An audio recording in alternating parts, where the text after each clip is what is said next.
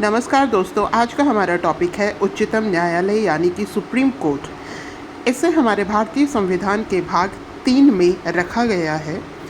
हमारे भारत में जो न्याय व्यवस्था है ये दोस्तों एकीकृत है। ये जो एकीकृत न्याय व्यवस्था है, यह व्यवस्था भारत सरकार अधिनियम 1935 से ग्रहण की गई है। कहाँ से की गई है दोस्तों? 1935 के भारत सरकार अधिनियम से ग्रहण की गई। एकीकृत न्याय व्यवस्था के तहत शीर्ष पर उच्चतम न्यायालय होता है, जो पूरे देश का एकीकृत न्यायालय है। उसके अधीन अलग अलग स्टेट्स के, या हम यूँ भी कह सकते हैं कि कई स्टेट्स के सम्मिलित उच्च न्यायालय होते हैं और उसके अधीनस्थ न्यायालय होते हैं। हमारे देश में सुप्रीम कोर्ट की स्थापना 28 जनवरी 1950 को की गई। सुप्रीम कोर्ट ने प्रीवी काउंसिल का स्थान लिया। हमारे देश में हमारे सुप्रीम कोर्ट में वर्तमान में न्यायाधीशों की संख्या 34 है, जिसमें एक है CJI chief justice of India और 33 हैं दोस्तों अन्य न्यायाधीश। 2019 में न्यायाधीशों की संख्या में परिवर्तन किया गया, जिसको क्रमशः 31 से किस में बदला गया? 34 में। जब सुप्रीम कोर्ट का गठन किया गया था उस समय इसमें न्यायाधीशों की संख्या 8 थी, जिसमें एक CJI chief justice of India और 7 अन्य न्यायाधीश सम्मिलित थे। न्यायाधीशों की नियुक्ति राष्ट्रपति के द्वारा की जाती है। अन्य न्यायाधीशों की उच्च न्यायाधीशों की सलाह पर, अर्थात CJI की जो नियुक्ति की जाएगी दोस्तों, वो राष्ट्रपति की सलाह राष्ट्रपति के द्वारा की जाएगी।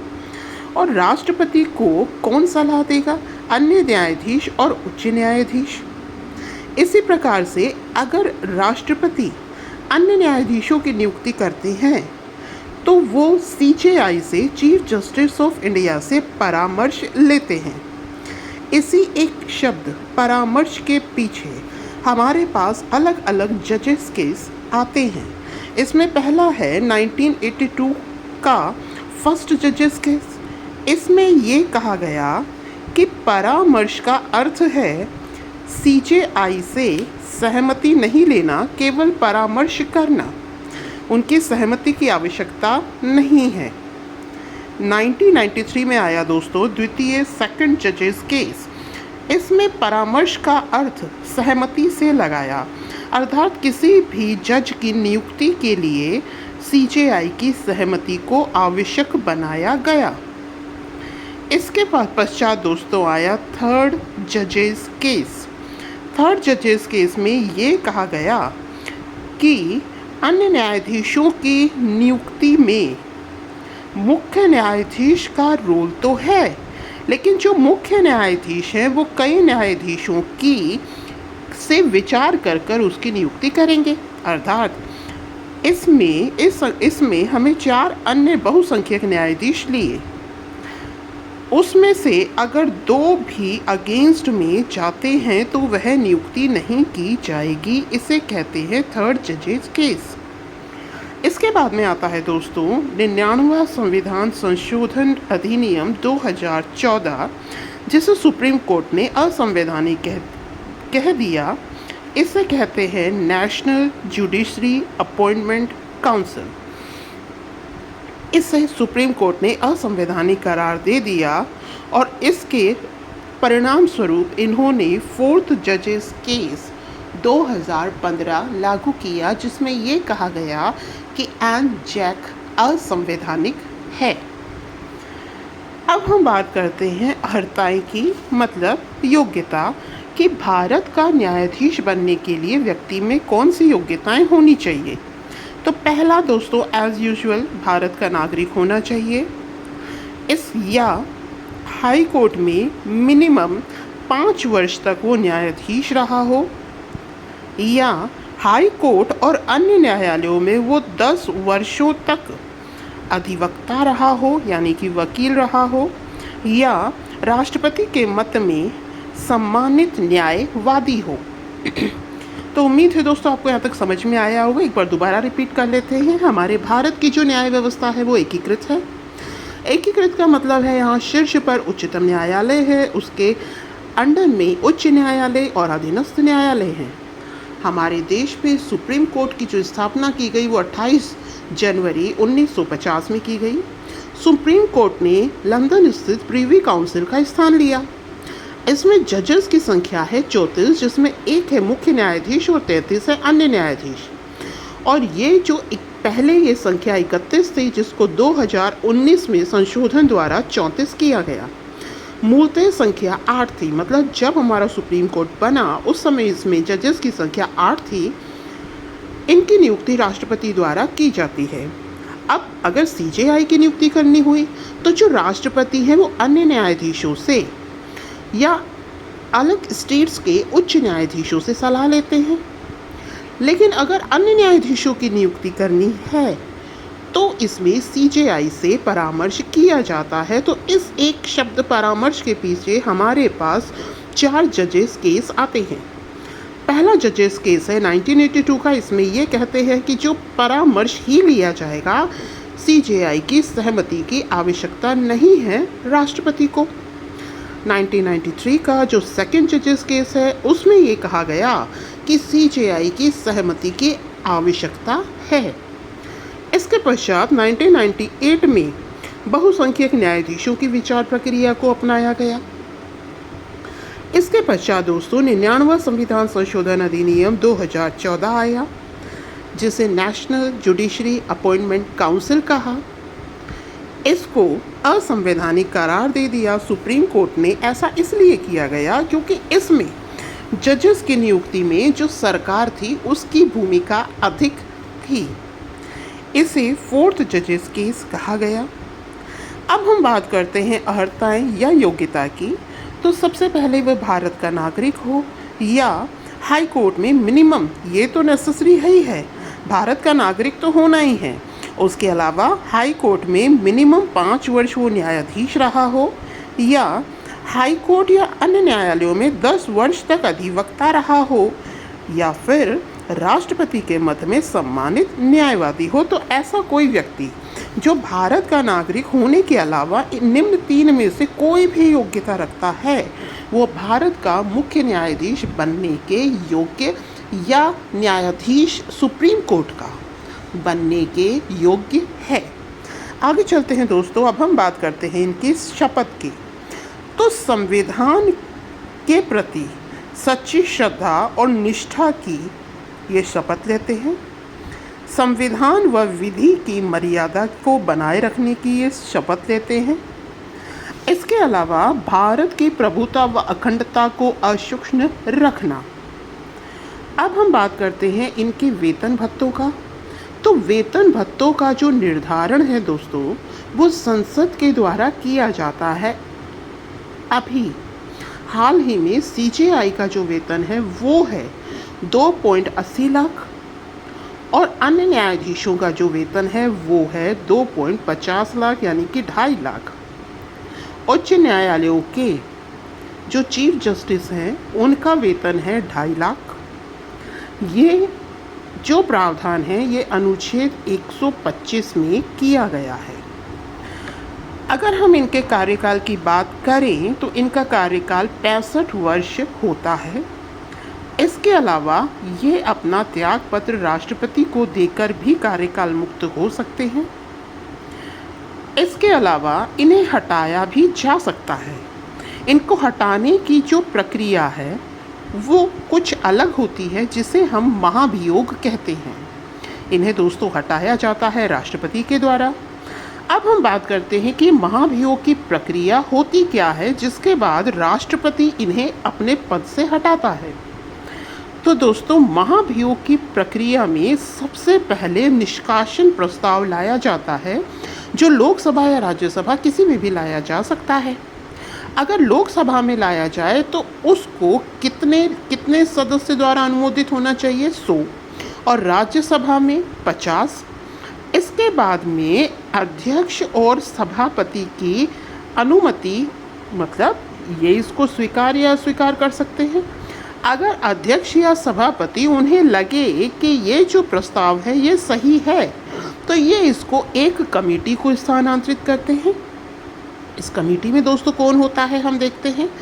इस कमेटी में चीफ जस्टिस ऑफ इंडिया या सुप्रीम कोर्ट के अन्य न्यायाधीश ये एक होंगे, या तो सीजेआई होंगे, और अगर सीजेआई नहीं है तो कोई अन्य न्यायाधीश हो सकता है। इसके अलावा दोस्तों हाई कोर्ट के चीफ जस्टिस या प्रतिष्ठित न्यायवादी, ये जो इनकी योग्यता है कुछ उसी तरीके के हैं। देख लीजिए, प्रतिष्ठित न्यायवादी, हाई कोर्ट का चीफ जस्टिस, सीजेआई या सुप्रीम कोर्ट के अन्य न्यायाधीश। अब ये दोस्तों अपने विशेष बहुमत क्या होता है? विशेष बहुमत होता है उपस्थित सदस्यों का 2/3 और कुल सदस्यों का बहुमत। तो विशेष बहुमत द्वारा अगर ये पारित हो जाता है कि जो जांच की गई है वो सही है, तो राष्ट्रपति इनको इनके पद से हटा देता है। अब हम बात करते हैं दोस्तों कार्यकारी मुख्य न्यायाधीश की नियुक्ति की। इसका प्रावधान अनुच्छेद 1926 में किया गया है। कार्यकारी मुख्य न्यायाधीश को हम एडहॉक जज भी कहते हैं। इनके लिए जो कार्यकारी मुख्य न्यायाधीश हैं ये हाई कोर्ट के जज भी हो सकते हैं, कोई एक्सपीरियंस्ड अधिवक्ता भी हो सकता है। इसकी सहमति किससे ली जाएगी? राष्ट्रपति के द्वारा ली जाएगी। अब हम बात करते हैं दोस्तों तदर्थ न्यायाधीश की।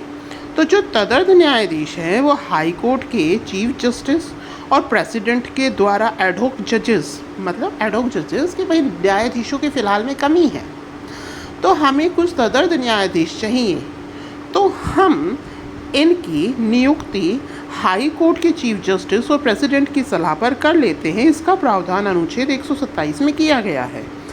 अब हम बात करते हैं दोस्तों शक्तियों की। तो देखिए, हम इनके मूल क्षेत्राधिकार की बात करें। मूल क्षेत्राधिकार का मतलब है, मान लीजिए कि भारत में सेंटर स्टेट या स्टेट या सेंटर और अन्य कई राज्य, इनके बीच में कोई भी विवाद है। इसका प्रावधान अनुच्छेद 131 में किया गया है। किन बातों पर विवाद हो सकता है दोस्तों? वित्त मामलों पर, किसी पूर्व की संधि समझौतों पर, जल विवाद हो सकता है, नदी जल बंटवारे पर, पेंशन आदि पर। तो ये इनका मूल क्षेत्राधिकार है। मतलब इस टॉपिक पर अगर कोई बहस होती है तो वो सुप्रीम कोर्ट के अंडर में ही कवर होगी या उसी में ही आएगी। अब हम बात करते हैं दोस्तों न्यायाधीश क्षेत्राधिकार की। मूल अधिकारों का रक्षक, मतलब न्यायाधीश क्षेत्राधिकार मतलब कि मूल अधिकारों का रक्षक है। सुप्रीम कोर्ट मूल अधिकारों का रक्षक है। अब ये कौन कौन से प्रयोग करता है मूल अधिकारों की रक्षा हेतु? तो इसमें है बंदी प्रत्यक्षीकरण, परमादेश, उत्प्रेषण, प्रतिषेध, अधिकार पृच्छा। इसके अलावा इसको अपीलीय क्षेत्राधिकार भी प्राप्त है। अपीलीय क्षेत्राधिकार का मतलब ये है दोस्तों कि मान लीजिए किसी सबॉर्डिनेट कोर्ट या हाई कोर्ट में कोई भी मामला था, अगर हम उस रिज़ल्ट से या जो भी उसका निष्कर्ष निकला या जो भी रिज़ल्ट घोषित किया हाई कोर्ट ने, अगर हमें वो सही नहीं लगता तो हम उसकी अपील आगे कहाँ कर सकते हैं? सुप्रीम कोर्ट में कर सकते हैं। यानी कि इसके पास अपीलीय क्षेत्राधिकार भी है। किन किन मामलों का? संवैधानिक मामलों का है, दीवानी मामलों का है, आपराधिक मामलों का है और विशेष अनुमति मामलों का भी अपीलीय क्षेत्राधिकार सुप्रीम कोर्ट रखता है। इनके क्रमशः जो अनुच्छेद हैं वो हैं दोस्तों 132, 133, 134। अब हम बात करते हैं सलाहकार क्षेत्राधिकार। ये कैसा क्षेत्राधिकार है दोस्तों? सलाहकार क्षेत्राधिकार का अर्थ है कि ये राष्ट्रपति को, अगर राष्ट्रपति चाहे तो उसे सलाह दे सकता है कई सामाजिक मामलों में या पूर्व में किए गए किसी संधि समझौतों में। अगर राष्ट्रपति को आवश्यकता है तो ये दोस्तों राष्ट्रपति को सलाह दे सकता है।